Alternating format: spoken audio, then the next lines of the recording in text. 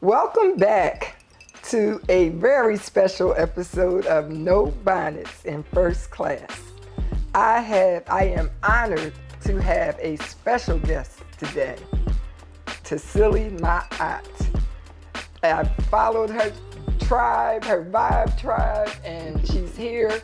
And welcome to No Bonnets in First Class. Thank you, Wanda. It's such an honor to be here. Thank you. I really appreciate sister. Yes. I heard you say that you began this journey as a hairstylist. Actually, yes. Back in 70, my son number 2 he was born in 78. And that's when I started to professionally braid, do cornrows, do designer braids and such. Now, I feel like hair is antennas. It absolutely is. And a lot of hairstylists, I feel like, are empaths. Because they have to take in people's problems, stuff, relationship stuff. Do you think the fact that you were doing that helped you quickly find your way to what was your destiny? Being of service is my destiny. So yes, to the first part of your question, the being of service is always something that was my life thread, if you will. I didn't know what my purpose was, but that was the most clear thing, being of service. But I was a braider and a loctician for almost 40 years. I raised all 5 of my children doing hair. Okay. So, and I did do spiritual counseling, and I still do that from time to time. Do you still do the Kundalini? Because I need to learn a little Kundalini. I do, and I just finished a recertification in Kemetic yoga, and I also did henna body art. I actually got a BA degree in fine arts. Okay. And so, what I've done though is taken the concept of life as art and made everything I do an art form. So life is art and food is medicine. There you go. You got it in a nutshell. So, to your point about women being, and men, people who work on hair are definitely empathic if they allow themselves to be. Right. Because we are not only listening to what our clients would be saying, but we're also pulling that energy off the hair. Right. And hopefully dispersing it, dispelling it. I used to give my clients head massages and shoulder massages, so they'd come for that as well. And I would put on conscious cassette tapes. Okay. Let them listen to things that help to open up their minds. What do you listen to now? I listen to good music. A lot of affirmation music is what they call it. Conscious, I like to listen to old school, I like reggae. And when it comes to just uplifting information, I will listen to like Brother Rich, Black Magic 363. I listen to various other podcasts that are dealing with raising people's mindset. I will listen to meditation CDs. I listen to Joe Dispenza a lot. I listen to I like his stuff. And even though, yes, it's based on our ancient sciences, I like the way he disseminates the information. Right. I listen to We Are Creators. It's a brother that does that, and he does a lot of the solfeggio sounds. So that's the 432, the 528. Yeah, I think mine is 111. Yes, and so with which that, is supposed to be very powerful. It is. Anytime you're dealing with multiple numbers like that, they are being identified as angel numbers, and so you can call them that. But also wrong numbers. I'm 000. Hey, that works. That's infinite it's supposed potential. To be even better. Yeah, infinite potential. And it becomes a situation where it just is another pearl of wisdom along our path that lets us know we're in alignment. Right. And I'm bringing this up. I'm sure some of our younger viewers don't even know what we're talking about. You'd be surprised. Well, this is why I love to say each time, this is not about bonnets. Yes. This is about raising consciousness. Absolutely. So I was more than delighted that you wanted to come on, because this is what we want to do for the culture. Mm-hmm. This is what we want to do for these young people. We want them to understand, like, there's more than life than looking in this tube of a phone or you know, we got some critical. real people. That's critical. And we're giving you some real information. And we're the pioneers. Let's just keep it real. Absolutely. We are the pioneers. We paved the way for the culture, just like our ancestors did for us. And that was part of my motivation in having the raw reality, because I looked at our freedom fighters, and most of them in the past 50 years or so didn't die from bullet wounds. They didn't die from bombings. They didn't die from lynchings. And although there are some individuals who did, the overall vast majority of them left because of debilitating diseases that could have been avoided. Which we're right back in that position now. Yes, we are. My first visit with the life doctor, who does not prescribe pills or medicine. And he has me looking at these documentaries. And the number one cause is heart attacks. Imagine that. So if people are dying because they're eating bad, because what's available in neighborhoods like ours is bad food, cheap food, and they're paying more in the latter end to be healed than than just to eat. That's true. I often say, to be healthy in America is expensive. You're gonna pay for it on the front end or the back end. It's your choice. Now, you can invest to the best of your ability in the best quality foods for you and your family. I wasn't always able to buy organic food. And just because it says it's organic doesn't necessarily mean that it is. And it could be organic and still be genetically modified. Right. Thanks to Bill Gates and Monsanto. Let's be clear. Let's be clear. Your best bet is to get some heirloom seeds and grow your own. If you don't have the space or the time, then invest and support a farmer who does. Right. If you don't know any, then visit your local farmers markets, your community farmers markets. If you don't have one, go to a health food store and inquire. You can utilize your phone for more than Facebook and TikTok and IG. Come on. Right. Now, did you open another restaurant? So we did open up a second location in Midtown. We just recently closed it though at the top of the year. Okay. Because we had a lot going on with getting consistent employees.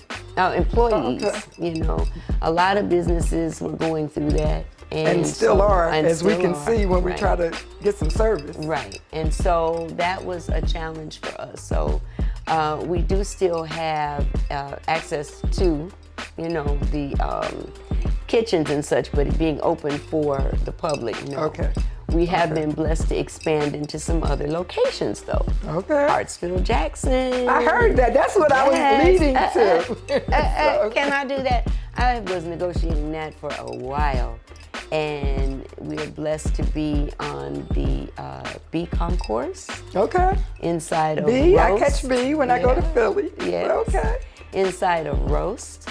Okay. And inside of Sweetwater. And so we're in the grab and go section where folks can get our grab and go wraps. Well, I will be getting them. Yeah, very excited about that. We're also in Azalea Fresh, which is downtown right off of Woodruff Park. It used to be an old Walgreens. Okay, I'll look for it.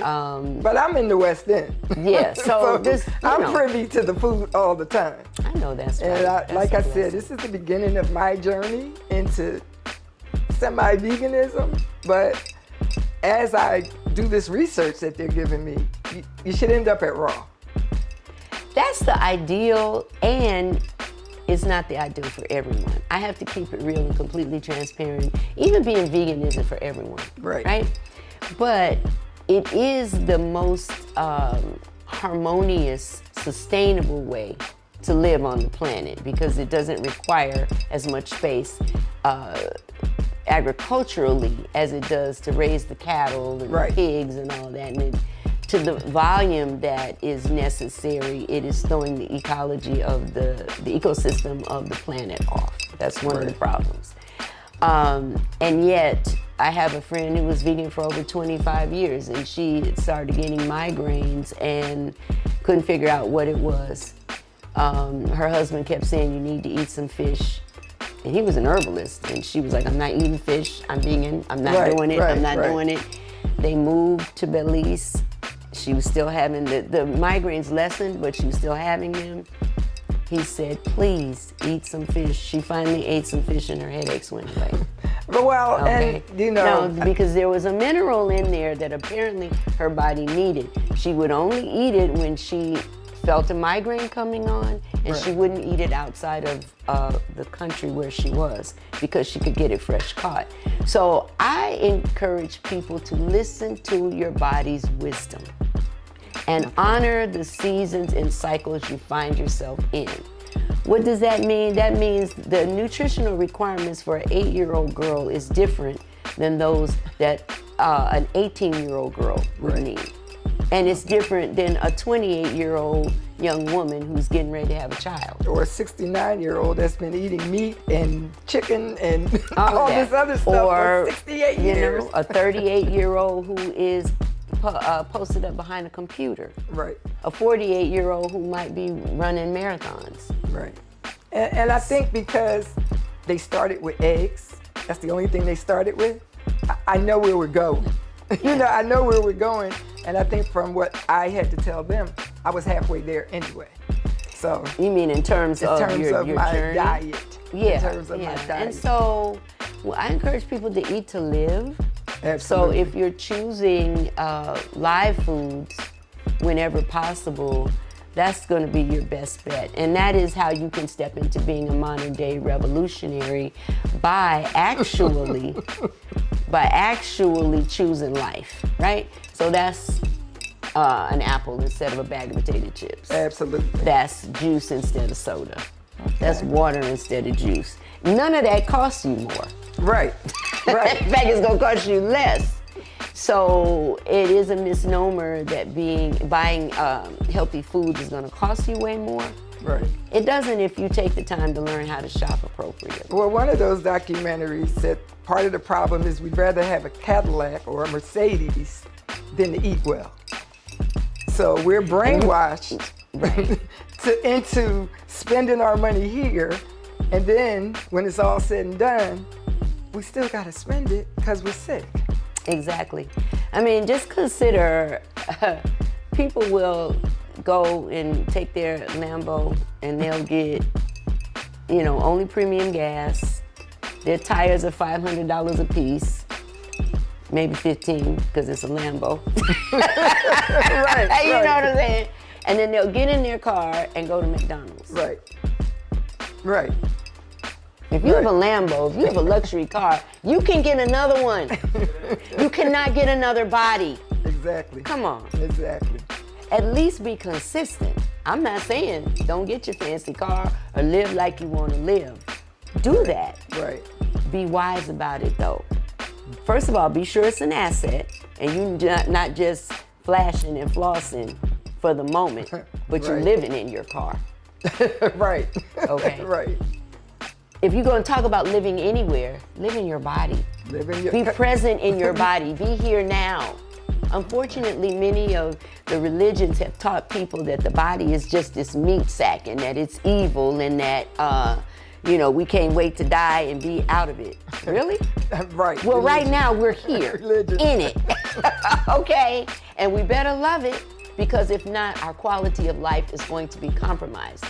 Even Steve Jobs, who was one of the wealthiest men in the world, could not buy his health. Right. And you mentioned heart disease, but let's also talk about cancer. Let's talk about high blood pressure.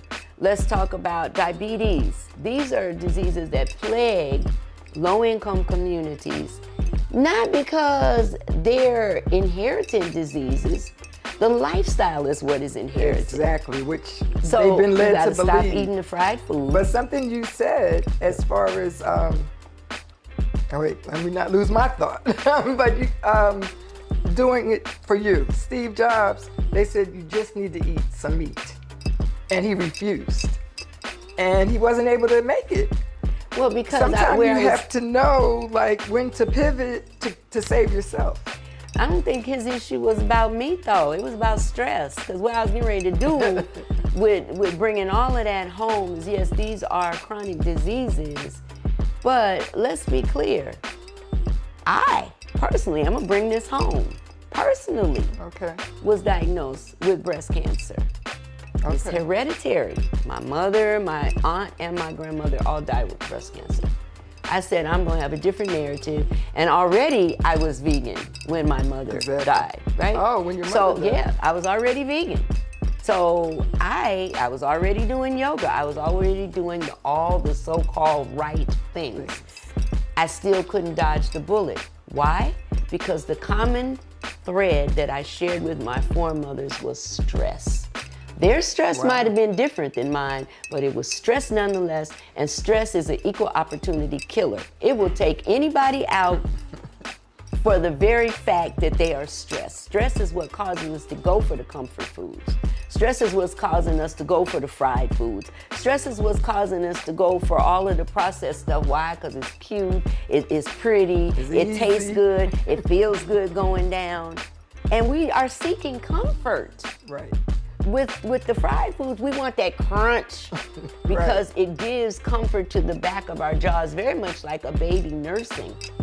Okay. And it helps to reduce some of the cortisol that our body is producing because of the fight, flight, or fight mode that we go in. But let's be clear, being African American in America, we always on the edge. Right. It don't matter how much money you have, it don't matter where you live. You know, you happen to be at the wrong place at the wrong time, wrong gas station. In Buckhead. You might get pulled over. Exactly. In your Lambo. In your Lambo. It's because you're in your Lambo. Because you're in your Lambo, in that neighborhood at that time. It don't matter that you live down the street. Right. You're pulled over because of your skin color. And if you're a brother, the chances of that happening are going to be higher. So there is always this stress edge that we are dealing with. And we have to learn to be able to find things that are not going to numb us and dumb us down. Right. Drinking, smoking, to each his own. But it ain't helping you. Right. It's numbing you down. Exactly. The Band-Aid. It's the Band-Aid. It's not helping you though. You might be able to get through this moment, but what about the next? And the next, and the next, and now you're addicted. And now what? So now you got a whole nother monkey on your back, not to mention the rest of the stuff that's happening with your diet, and the stress hasn't gone away.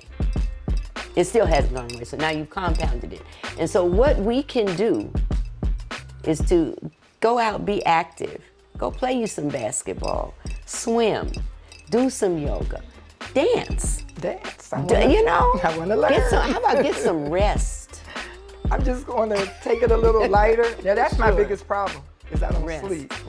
But just on a lighter subject and more fun. Michael Baisden, all these people, they're always asking men, why do men like younger women? Why do men like younger women? Well, us baby boomers, we know that younger men are loving us. They are. They are. What do you think that's about? I mean, I know superficial and all of this with the young girls, but it's like, you're real deep. So I want to hear your psyche on why, because they are preferring us these days. So I think, it's a vibe about being attracted to wisdom on a level. Many of the younger men that check for me, they're in a space of saying they want somebody stable. They don't want somebody that's feeling this way one minute and that way the next minute, as many times younger women do because of the hormonal shift. Well, I was a younger woman like that too, so I'm no shade. Right. Older women tend to be more settled in their field, in what they want, knowing what we want, knowing what we're doing. But it again comes back down to, have you taken care of yourself? I haven't necessarily said, oh, I want a younger man. I want a man that's been taking care of himself. I want a man that knows how to treat me as his queen, okay? Right. And I find that many men who are of my age set, and well, our age set in general, are still very archaic in their thought processes. Okay. So they're not open-minded and so on. Whereas the younger men are more open-minded.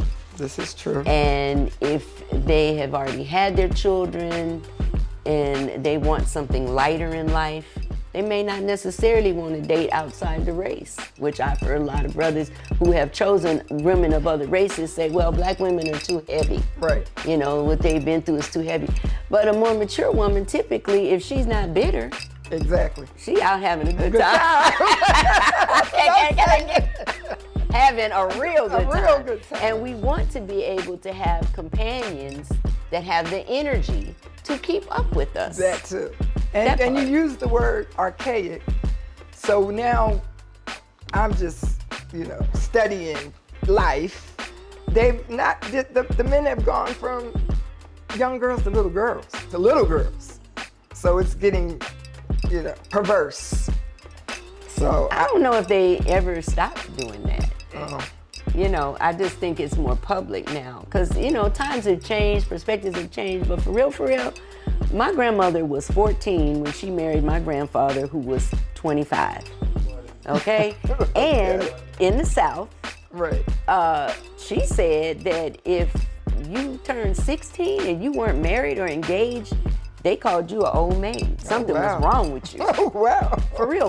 They were in the country. Yeah. And that's just how they looked at things. Right. So because there's been so much exploitation of younger women, and younger men too, but younger women in particular, laws have changed. Okay. So that, we have what we have now. Right. But I don't think it's ever really stopped. I don't think it's ever stopped with older women dealing with younger men, because I don't know how many men told me about their auntie, their auntie that taught them this, that taught them that, I think it's a human nature thing. I think that people gravitate toward that which is more enlivening overall. Because who wants to be with somebody that's a lump on a couch? Exactly. Whether it's a man or a That's woman, the who sport, wants is to the be there? remote. Right, exactly. Who wants to be with that? Nobody. And, there are people who are very manipulative, though. Okay. Who, don't want to challenge. They want to maintain their box of thinking. So a lot of times older men want to be with younger women because they feel like they can manipulate the woman's mind. This is true. And don't forget the box that we're talking about these days is that phone, is that computer, is that iPad. Absolutely. And it's going to lead them, they don't even know they're being controlled. There you go. It's true. And I think, it happens too in the case of some women. Some women, absolutely. Older women, if they have the money, the young man has to jump through hoops if he wants to continue to be in the graces of that money. Right. And so I think it just really goes down to the character of a person